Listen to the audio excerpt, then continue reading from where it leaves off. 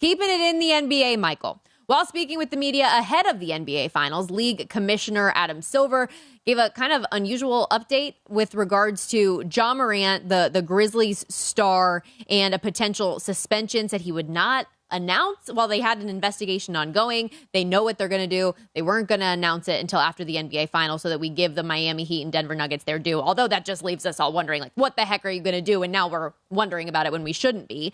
But I don't think anybody needs a visit to the office more than this guy after what we've seen him do. Ja obviously was flashing the handgun on Instagram Live earlier this season, had to have a suspension for it, said he learned from his mistakes, went to get treatment to overcome the issues that he was having managing stress, and then he goes and does this again on an Instagram post on his friend's account. What are the steps he needs to redeem his image and gain his team's trust again, too, Michael?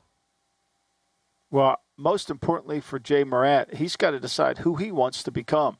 How important is playing basketball? Let's take the role model out of it.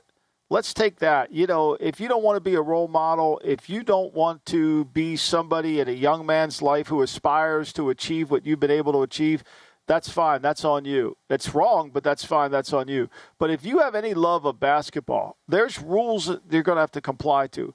There is an expectation of a level that you have to rise yourself to. And if you don't want to do that, if you want to act immature and continue to behave in this manner, I think, to me, you're going to pay the price for it. It's going to pay your career. And you're going to sit there, 20 years from now and regret what happened.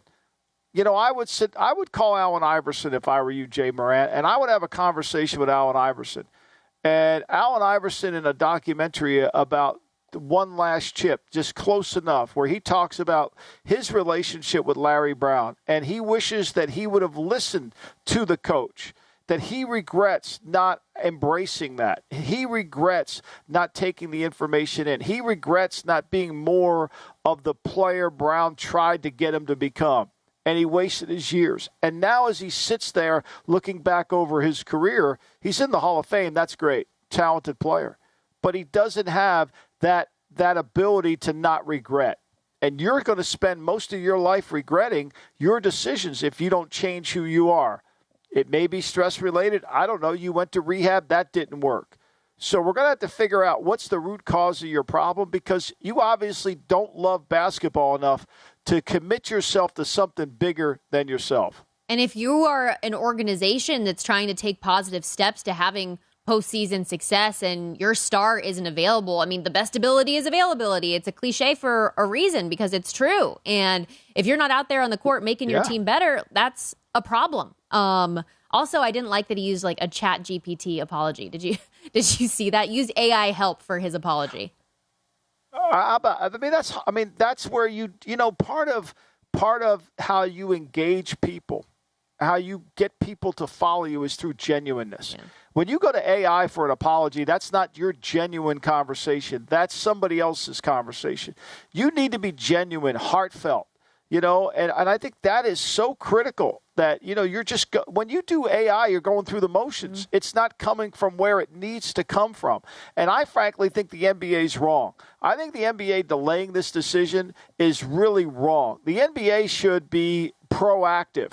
This is going to be in the news cycle. It's not going to detract from anybody, but they should send a clear message to everybody in the NBA that they won't tolerate this, and they shouldn't wait a moment to do it. It has nothing to do with the cycle, the timing, and all that. It's ridiculous.